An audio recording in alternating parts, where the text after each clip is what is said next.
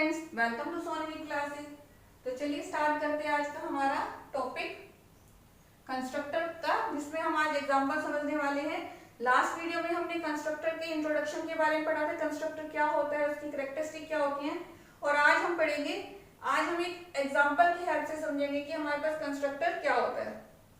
तो जैसे कि हमें पता है जो कंस्ट्रक्टर है वो हमारा क्या है, एक स्पेशल मेंबर फंक्शन है।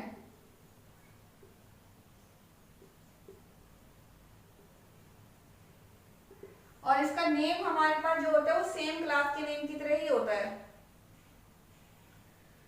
तो सबसे पहले हम करते हैं एक प्रोग्राम की हेल्प से इसको समझते हैं।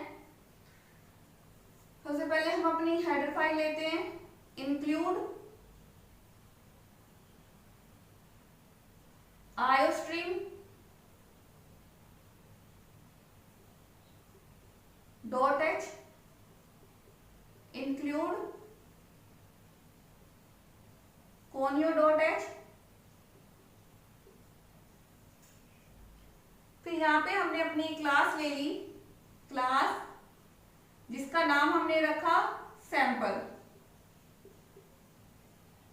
क्लास का नेम हमने क्या रखा, सैंपल। तो अब इसमें क्या होगा, जो हमारा कंस्ट्रक्टर हम बनाएंगे वो क्या होगा, उसका नेम भी क्या होगा, सैंपल ही होगा। तो यहाँ प्राइवेट पार्ट में कोई डाटा मेंबर नहीं ले रहे, हम पब्लिक पार्ट में डाटा मेंबर ले रहे हैं इंट x।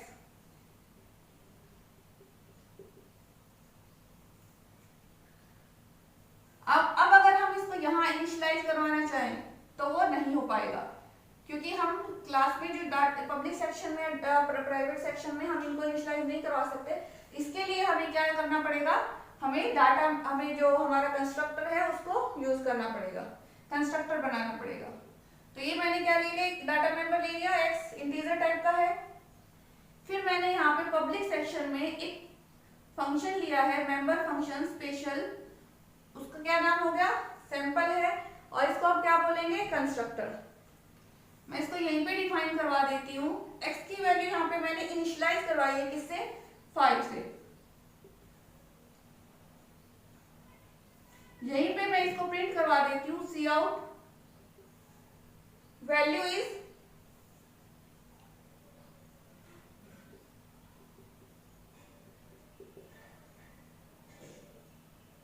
ये मैंने इसको क्लोज कर दिया। अब ये हमारे पास फंक्शन नंबर 1 था, जो हमने सैंपल लिए, कंस्ट्रक्टर फंक्शन लिया है। अब मैं दूसरा मेंबर फंक्शन ले रही हूँ, वॉइड डिस्प्ले।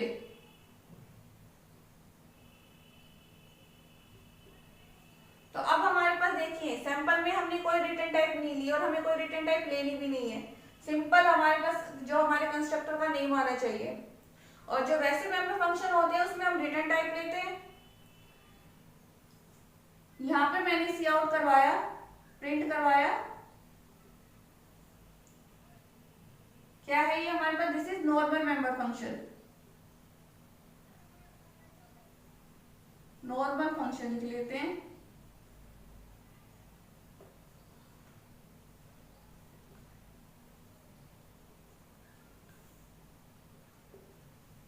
क्लास हमने बंद कर दी। अब अपना मेन फंक्शन लेते हैं, वॉइड मेन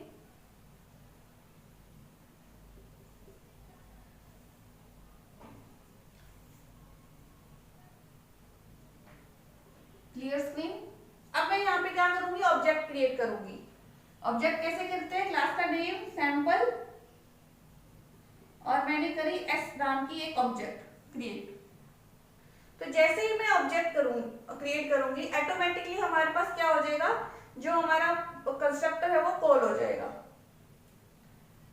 तो यहाँ पे हमारे पास क्या आ जाएगा, आउटपुट पे कि वैल्यू इज 5।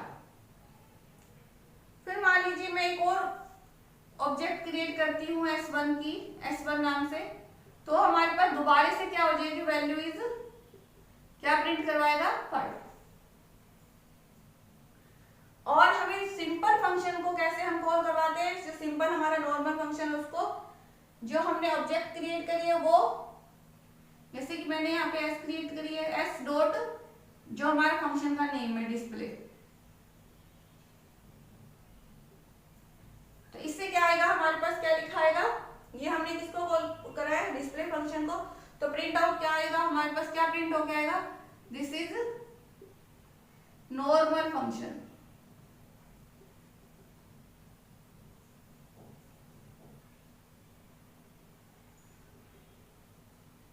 ठीक है, दिस इज नॉर्मल फंक्शन।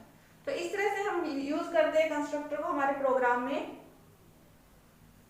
सबसे पहले हमने देखा कि हमने हेडर फाइल ली, इंक्लूड iostream.h, इंक्लूड conio.h।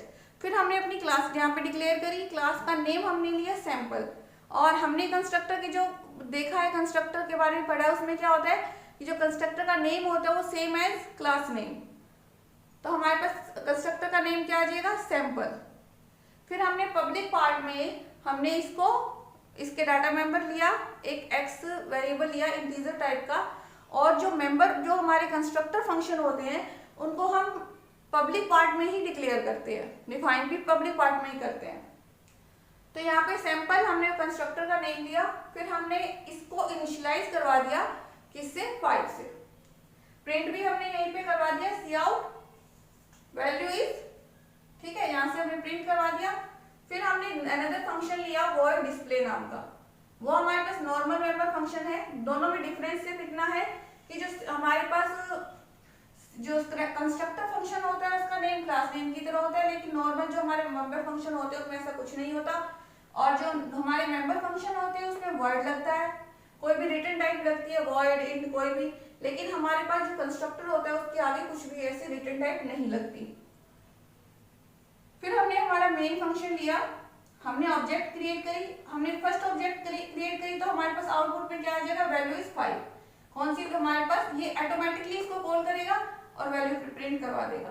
फिर हम मान लीजिए हमने दूसरी ऑब्जेक्ट फिर से क्रिएट करी, तो ऑब्जेक्ट क्रिएट करते ही वो इसको इन्वोक कर लेगा कंस्ट्रक्टर को। फिर हमारे पास वैल्यू क्या है, 5। और जो नॉर्मल मेंबर फंक्शन उनको कैसे कॉल करवाया जाता है, ऑब्जेक्ट का नेम डॉट जो मेंबर फंक्शन है वो। तो इस तरह से हम कंस्ट्रक्टर को प्रोग्राम में यूज करते हैं। थैंक यू बच्चों।